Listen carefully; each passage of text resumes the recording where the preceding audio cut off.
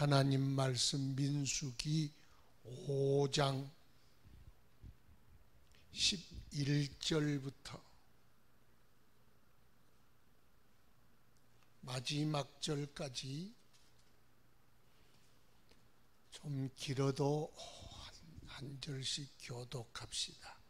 민수기 5장 11절부터 교독합시다. 여호와께서 모세에게 말씀하여 이르시되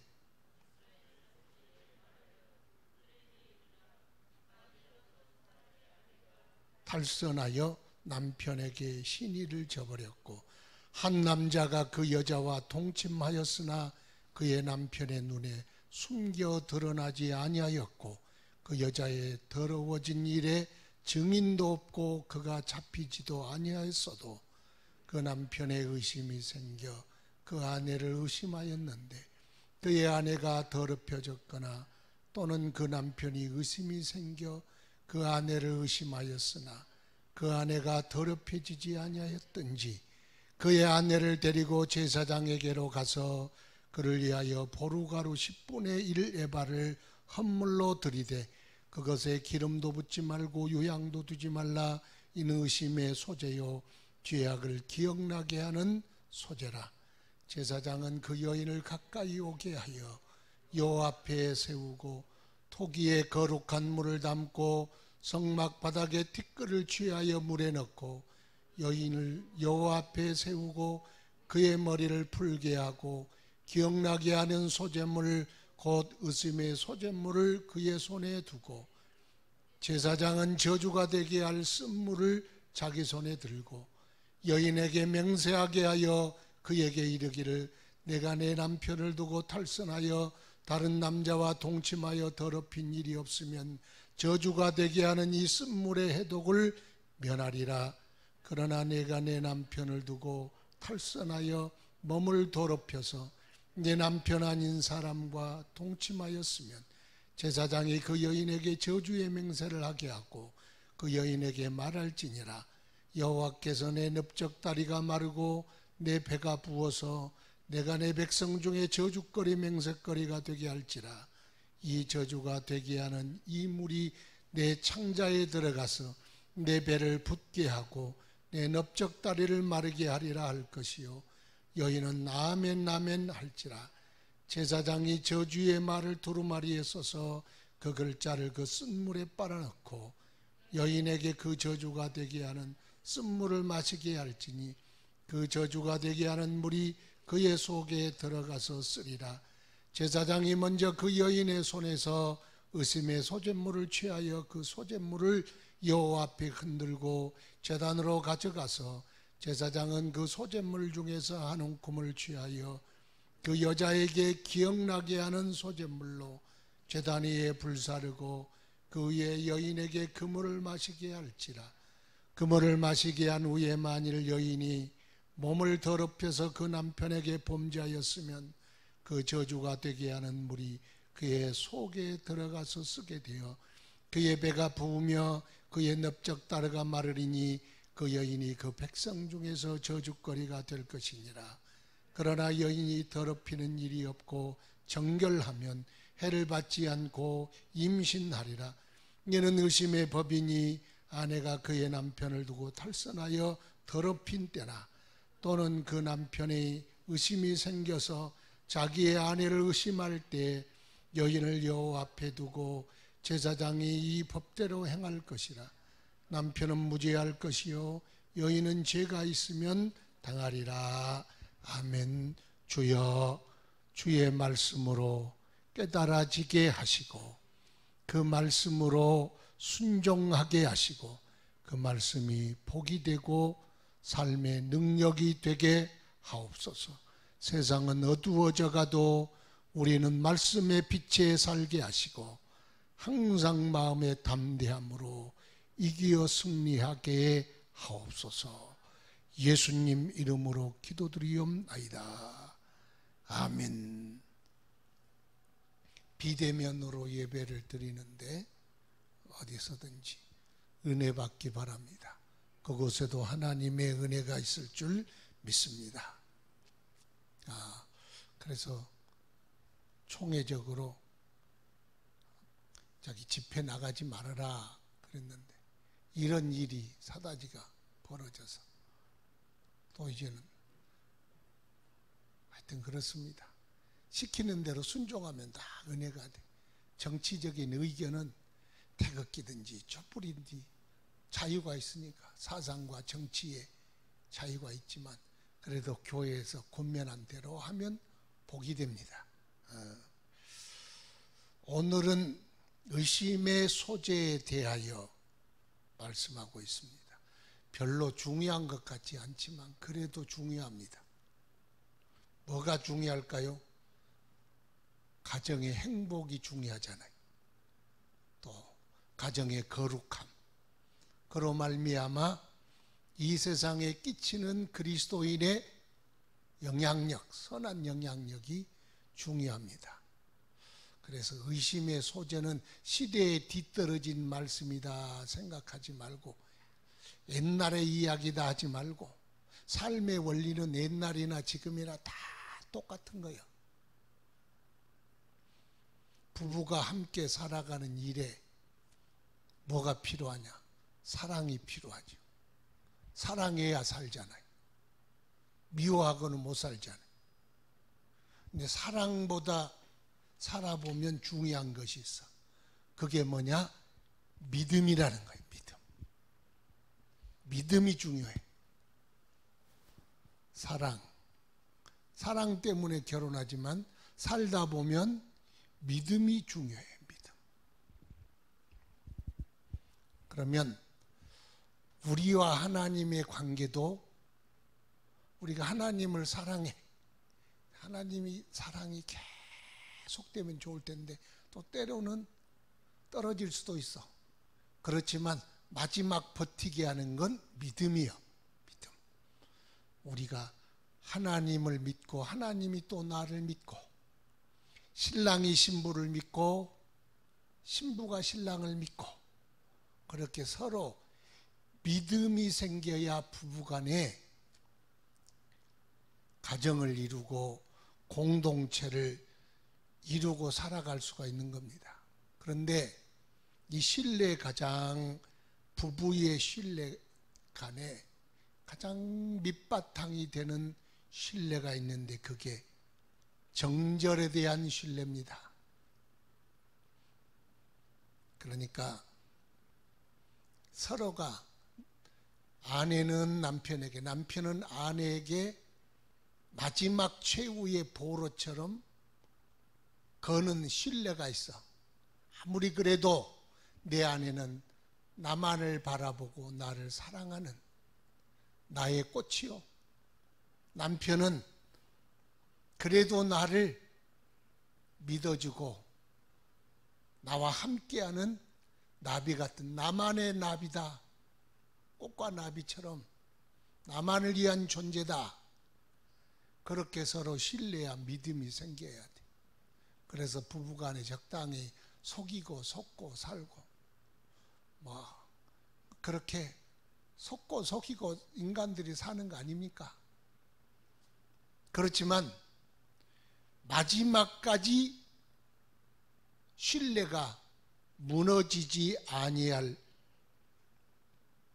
신뢰가 있는데, 이게 정절에 대한 신뢰예요. 이게 무너지면 부부의 관계, 가정이 유지되기가 아주 힘들어져.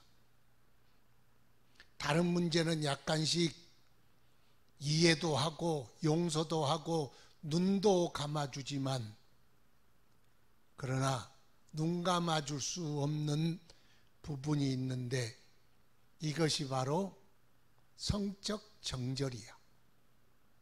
부부가 만날 때 이걸 전제라고 하고 만나잖아요. 부부는 성적 관계로 만나잖아요. 만날 때 이게 이 베이스가, 이 기초가 무너지면 힘들어져. 가정이 깨져.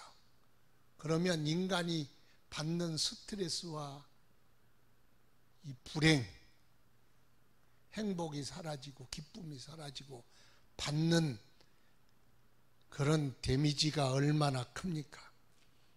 그래서 신뢰는 서로 쌍방해야 돼. 여기 여인에 대한 왜 의심의 소재만 있습니까?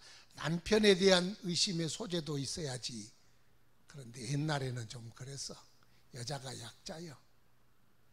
전쟁이 많은 시대는 남편이 나가서 전쟁하다 죽이고 이런 불안정한 세상 속에서는 남자가 힘이 있어야 돼.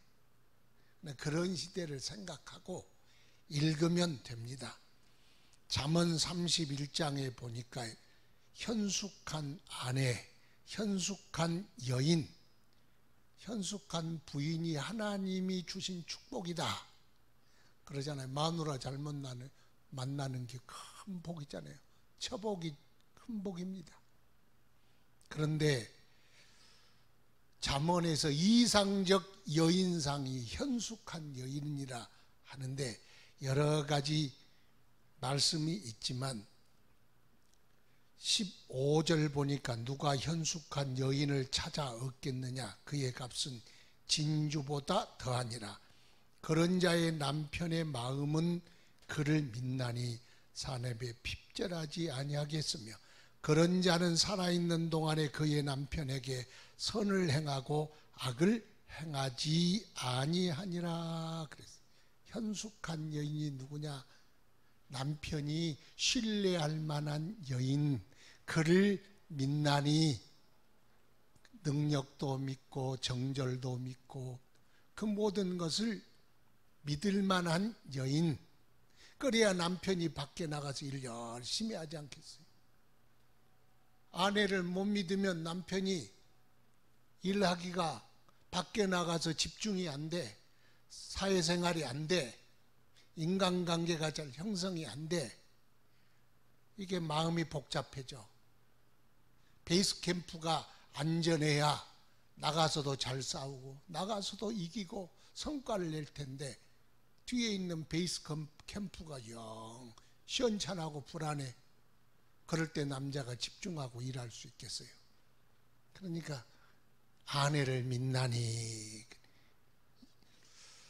그는 남편에게 선을 행하고 악을 행하지 아니하니라. 절대로 그 남편에게 배신하지 않고 악을 행하지 않고 남편에게 선을 행할 뿐이다. 그런데 고운 것도 거짓되고 아름다운 것도 헛되나 오직 여호와를 경외하는 여인은 칭찬을 받으리라. 고운 것, 아름다운 것보다 더 중요한 것이 있는데 그것이 신앙 좋은 여인, 남편의 믿음이 되는 여인, 남편에게 악을 행하지 아니하는 그런 여인. 어찌 여러분들은 남편의 믿음이 되십니까? 허공에다 대고 설교하려니까 영 이상하네. 그래서 주고받고 눈도 주고받고 우리 아멘도 하고 그래야 되는데 참. 남편의 믿음이 되십니까? 남편의 믿음이 되는 여인이 최고의 여인이라는 겁니다. 내 아내는 장동건이가 우글우글한 동네에다가 3년 동안 혼자 기러기를 나눠도 믿을 만한 여인이다. 그렇게 우리 아내는 절대로 장동건이라 그러는 게 이상하네. 하여튼 잘나고 멋진 남자들이 가진 유혹을 해도 우리 아내는 오직 나만 바라보고 오매불망 나만 그리워할 사람이다. 그 정도로 믿음이 된다면 얼마나 좋겠습니까? 그러면 그 장가 잘 가는 거죠. 그런 믿음이 되라는 겁니다. 그래서 성경에는 신앙이 좋다는 것, 그건요 정절과 연결되어 있어. 에베소 5장에는 그리스도와 교회 가운데, 교회는 그리스도를 향하여 정절을 지키고 순종하고 그를 경외하고 또 신랑은 신부를 크게 사랑하고 이 비밀이 크도다. 이것이 그리스도와 교회요 또 남편과 아내의 관계니라. 여러분, 죄 중에 제일 큰 죄는 우상의 죄요. 성도의 정절이 뭐요? 우상이고, 그러면 여인의 정절은 뭐요? 다른 건 제일 큰 죄가 뭐요? 바람 피운 죄요. 그 말이에요. 그러니까 그리스도와 교회, 남편과 신부의 관계는 이런 관계다. 그러니까 신앙 좋은 여인은 가정에서도 정절을 지키는 여인이요. 그래야 신앙이 좋다 그러지. 하나님만 열심히 아멘 아멘 하고 생활은 개차반이다 그러면 그건 신앙 좋은 여자가 아니요. 신앙도 지키고 또 가정도 잘 지켜야 합니다. 그런데 요즘 남자들이 여자 고르는 법을 보면은요, 첫 번째가 뭐냐? 미인이냐, 두 번째가 예쁘냐, 세 번째가 귀염이 있냐, 네 번째가 섹시하냐, 다섯 번째가 예교가 있냐, 여섯 번째가 날씬하냐, 일곱 번째가 깜찍하냐. 뭐 전부 다 그 말이요. 이쁘냐 그 말이. 이쁘냐? 결론이 이쁘냐? 그런데 고운 것도 헛되고 아름다운 것도 거짓되나 여호와를 경외하는 여인이 진짜 좋은 여인이다. 신앙 좋은 여인이 하나님을 오직 일편단심으로 섬기듯 남편도 그렇게 섬길 것 아니냐. 그러니까 아내를 고를 때 뭘 봐야 된다? 꼭 이쁜 것들 얼굴 값한다 그러잖아요. 근데 꼭 그런 건 아니에요. 우리 성도들은 다 이뻐. 그런데 얼굴 값하는 사람이 없어. 너무 감사해.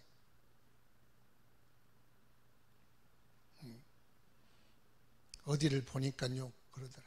여자가 반듯한데 허구한 날 부부싸움이요. 왜냐? 아니 남편 얼굴 별로 안 받았고 했는데 명품 가방에 명품 옷에 알고 봤더니 다른 사람을 만나고 있었어. 남편이 그거 눈치 못 채겠어요. 얼굴 반반한 건 소용없어.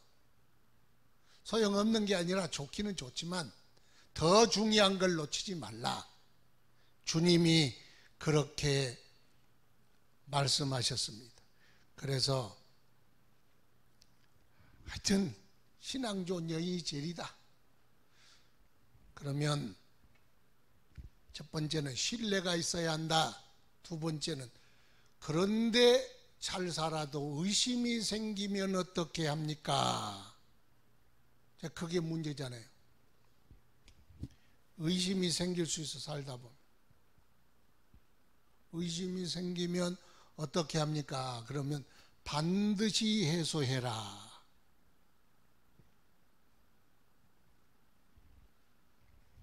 의심이 사라지도록 해라. 사라지는 방법이 여러 가지가 있겠지만 하여튼 여기 최후의 방법까지 의심을 하면은 이게 기쁨도 행복도 없어. 의심하기 시작하면은 문제가 심각하게 납니다. 그러다 보면은 막 싸움이 일어나고 육두문자가 나오고 폭력이 나오고 술 취해서 막 집안을 막 부시고 그러다 보면은 이상하게 자식이 나를 안 닮았고 이상한 놈 닮은 것 같고 그래서 이제 난리가 나는 거예요. 옛날엔 그러지 않겠어요? 이 의심이라는 게 들어오면 가정이 하여튼 박살나게 돼 있어. 좋은 관계가 이상하게 변질되게 돼 있어. 의심이라는 게 찾아오면 이게 두 부부 생활에 큰 위기를 가지고 오게 되는 거예요. 그런데 살다 보면 의심이 생기게 됩니다. 그래서 의심은 없어야 합니다. 남자들이요 괜히 성질내고 난폭하고 욕하고 막 두들겨 부시고 그럴 때는 자기를 믿어주고 자기를 끝까지 지지해주고 믿을 만한 여인이면 남편이 얌전해지는데 뭔가 의심이 생기면 남자는 말로 하지 않고 막 그런 행동으로 나올 위험의 요소가 있는 거예요. 그러니까 이 의심은 자꾸 덮는다고 되는 게 아니라 그 의심을 해소를 해야 돼. 오늘 그 해소법이 나와 있습니다. 자, 그러면은 의심이 오는 이유는 첫 번째, 남자의 의처증일 수 있어. 정신적 문제, 의처증까지는 안 가도 아니 정신적 문제. 남자가 여인은 괜찮은데 괜히 의심하고 이렇게 꼬라보고 의심할 수가 있잖아요. 퇴근해서 의심에 이게요, 한번 의심하게 되면 문제가 생기는 거예요. 이게 남자에게 문제가 있을 경우 의심이 생길 수가 있어. 정신적인 문제겠지요. 정신적 문제. 두 번째는 여자의 태도가 있어. 아내의 태도. 자기도 몰라. 자기는 의도하지 않았어. 그런데 아내가, 남편이 볼 때 사람이 보는 기준이 다르잖아요. 자기한테는 밍밍해. 본드. 그런데 다른 남자 보면 얼굴이 확 펴지고 어머머 안녕하세요. 그러고 막 몸을 비틀고 교태스럽게 한다. 그러면 그 남자가 볼 때 의심을 살 수 있지 않겠어요? 근데 여자는 그런 의도가 없어. 그렇지만 남자가 볼 때 저 여자는 나한테는 냉랭하더니 저렇게 상냥하고 누른 숨 짓고 그렇구나. 그래서 오해가 생길 수 있어. 오해. 그러죠. 오해는 누 책임이야? 사실 양자 다 책임이에요. 그러니까 나는 의도가 없을지라도 남편이 내가 하는 일을 보고 오해를 살 수가 있습니다.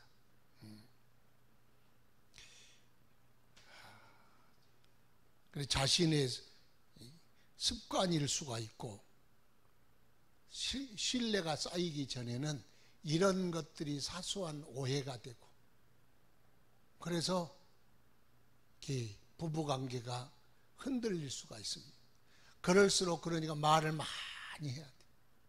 터놓고 말을 많이 해야 되는데 말을 하기가 그러니까 그래서 남자는 그냥 쪽팔린다고 말을 안 하면 이게 자꾸 상처가 곪고 문제가 자꾸 커진다고 볼 수가 있습니다.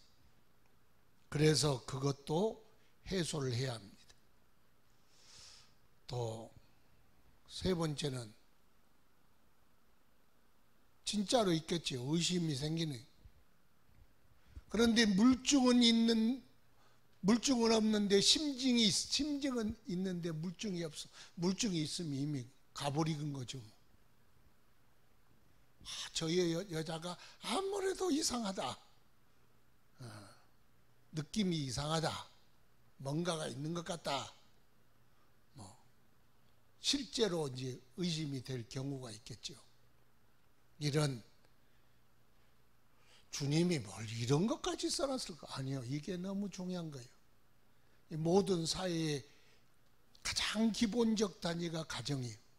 가정이 무너지면 세상에 사회도 무너지게 돼 있어.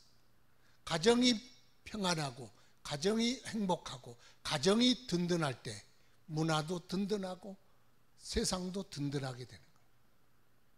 가정이 무너지기 시작하면 세상은 완전히 홍수 이전의 시대, 노아의 시대, 소돔과 고모라의 시대로 돌아가고 마는 거예요. 지금이 그런 시대가 아니겠습니까? 그래서 오히려 이런 시대에 이 속에 담겨 있는 하나님의 마음과 그 정신과 교훈을 찾아내는 것이 꼭 필요합니다. 자, 그러면은 어떻게 해야 되느냐? 의심이 생겼어.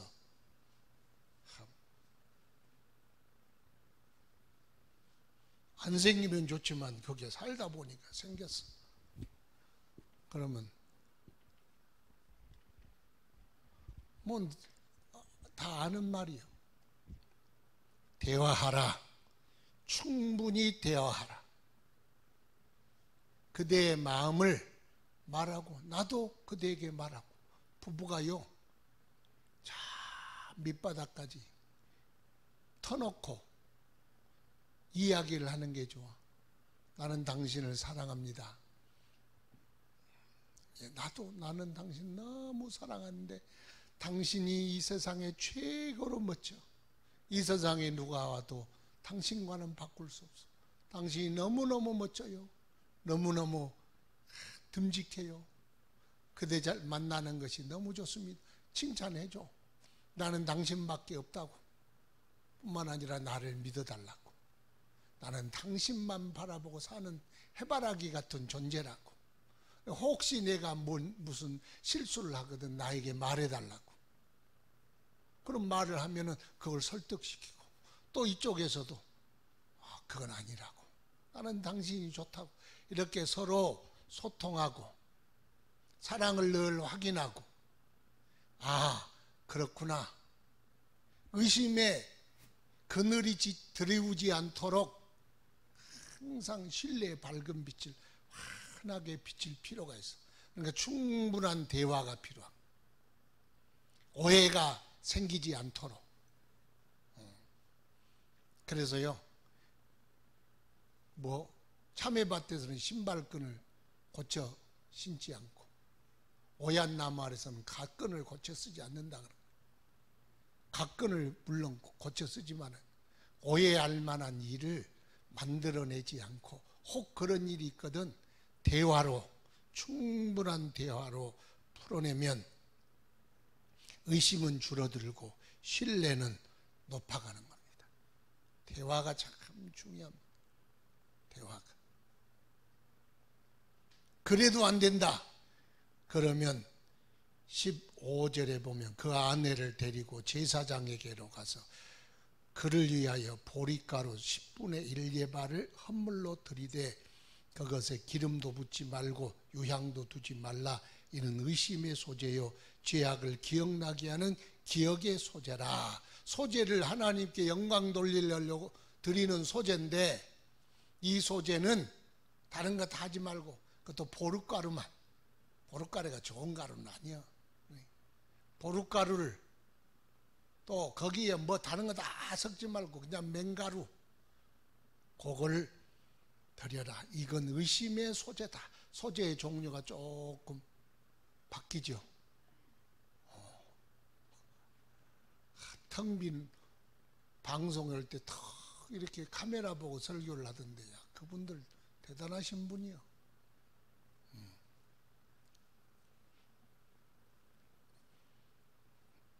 그래서 완전한 의심을 없애야 되니까 이제 의심의 소재로 초대를 하는 겁니다. 그럴 때 16절에 제사장은 그 여인을 가까이 오게 하여 여호와 앞에 세우고, 여호와 앞에 이렇게 여호와, 그런데 여호와 앞에 세워라. 여호와 앞에 이제 마지막 하나님 앞에서 하는 판결은 끝나. 더 이상 상급 심판이 없어. 헌법재판소에서 이렇게 판결이 나도 소용없어. 사실은 하나님 앞에 가야 돼. 그러니까 우리는 하나님의 헌법을 지키고 하나님의 법률을 지키는 사람들이 성도여. 그러니까 하나님 앞에서 마지막 결판이 나면 받아들여야 돼.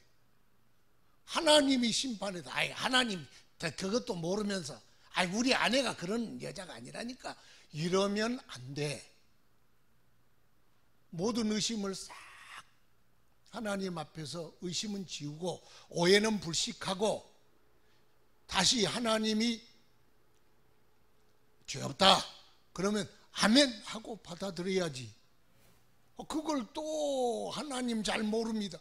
하나님이 모르긴 뭘 몰라. 네가 모르지. 그러니까 하나님 앞에서 최후 결심을 하는 거예요. 결판을 내리는 거예요. 그걸 받아들여. 그러니까 그게 하나님 앞에 서야 합니다. 우리도 하나님 앞에 결국은 다 서야 되지 않겠습니까? 우리는 하나님 앞에서 살아가야 합니다. 그러니까 이런 일도 마지막 최후에는 하나님 앞에 서잖아요. 인간이 다 하나님 앞에 서는 거예요. 그러니까 우리의 삶을 조심해야 돼.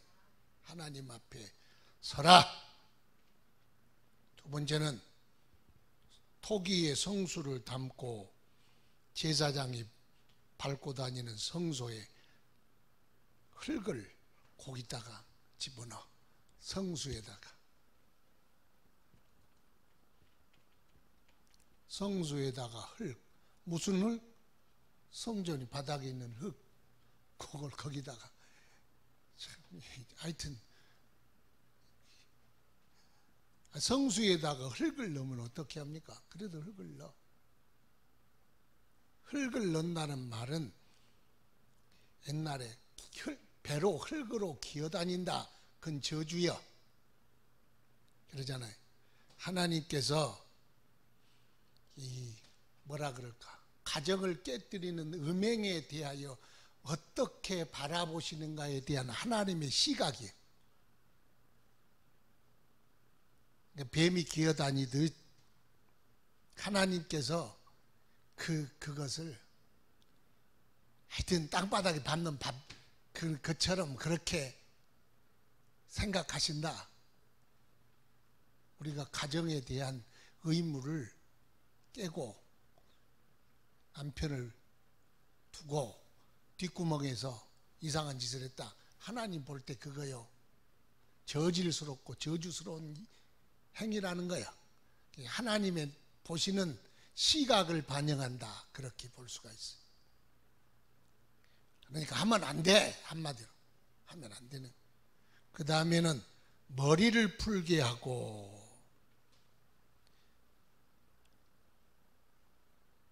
머리를 푼다. 옛날에 머리를 푼 걸 미친년이라 그랬어. 죄송해요. 그게 머리를 여자가 산발해 봐요. 그게 무섭기도 하고. 결혼을 하면은 머리를 단정하게 딱 쪽지우죠. 왜? 나는 남편 있는 여인입니다. 그 말이라 그랬죠. 남편 있는 여인입니다. 그래서 남편이 있는 사람은 성전에 들어오면 너울을 덮잖아요. 나는 남편이 있습니다. 그렇게. 얘를 머리를 푼다. 그 말은 하여튼 그 의미를 알겠죠.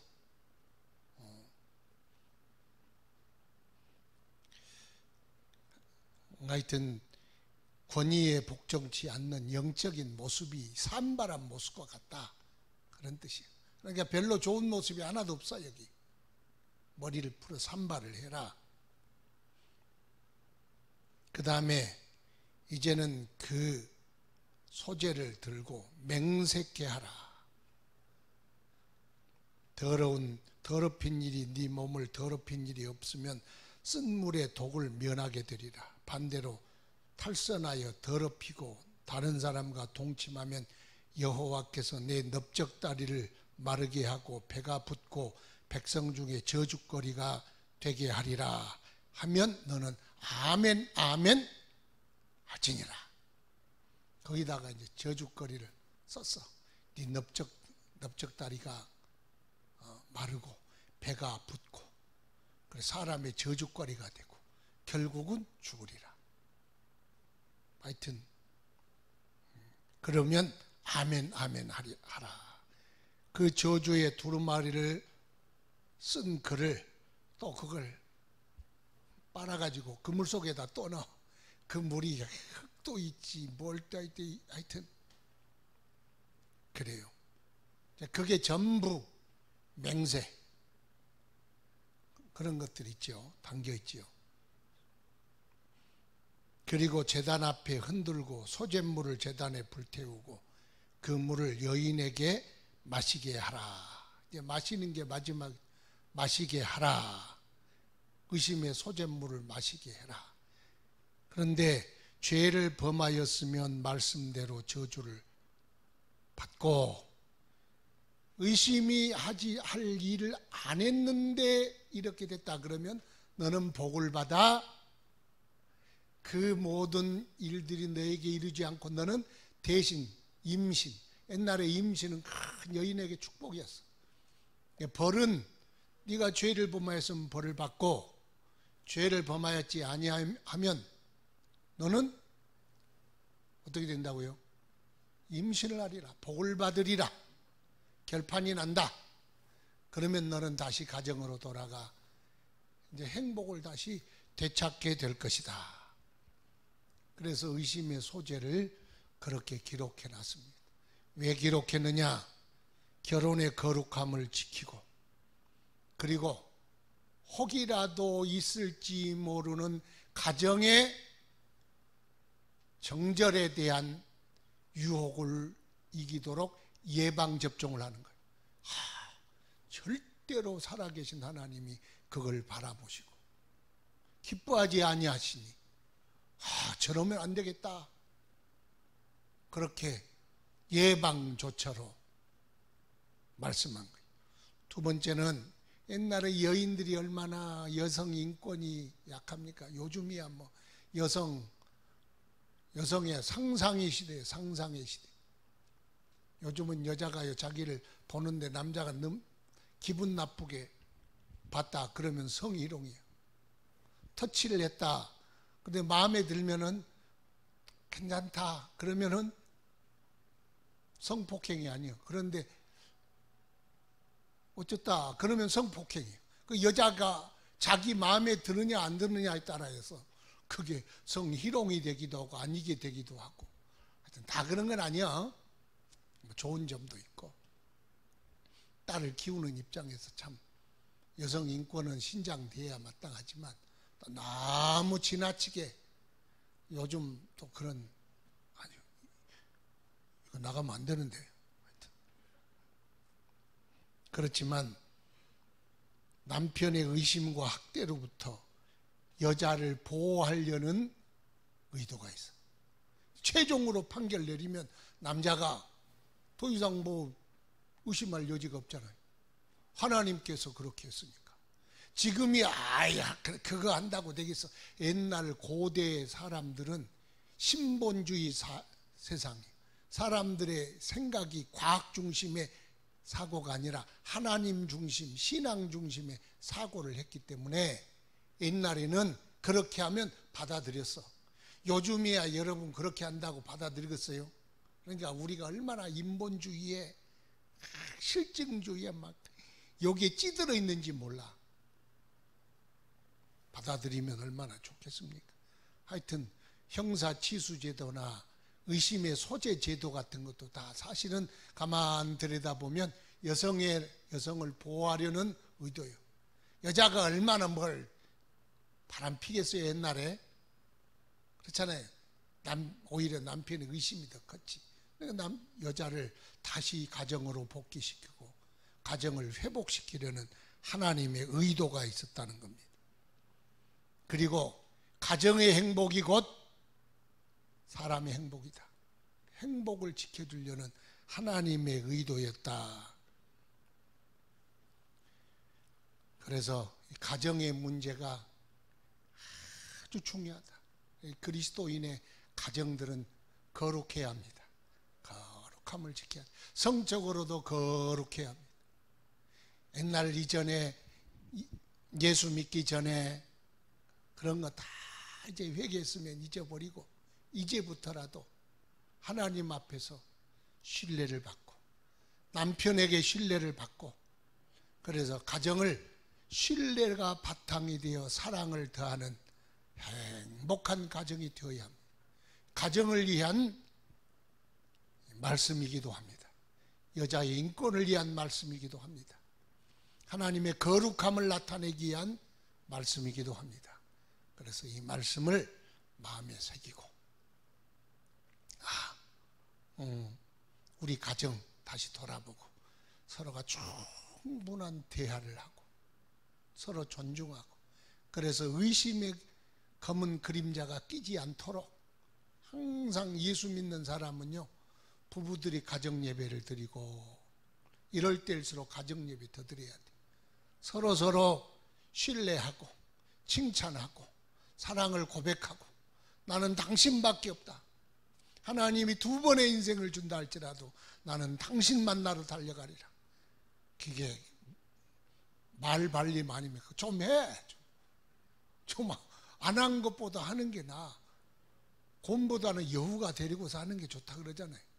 그러니까 이게 서로가 신뢰가 돈독한. 그래서 항상 제가 그 가정을 위한 축복할 때 계속하는, 주여 부부가 신뢰하게 하시고 서로 뜨겁게 사랑하게 하시고 그러잖아요. 왜? 신뢰가 바탕이 되기 때문에. 신뢰.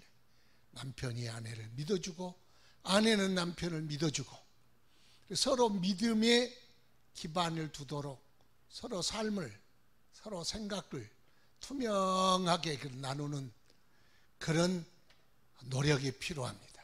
하나님의 축복과 예수 그리스도의 은혜와 사랑이 성도와 성도의 가정과 두 부부 가운데 충만하기를 주 예수 이름으로 축원합니다. 다 같이 이 시간 주신 말씀 생각하며 통성으로 기도하겠습니다. 거룩하신 아버지, 주의 은혜를 감사합니다. 우리에게 주신 말씀 우리가 지키어 순종하게 하시고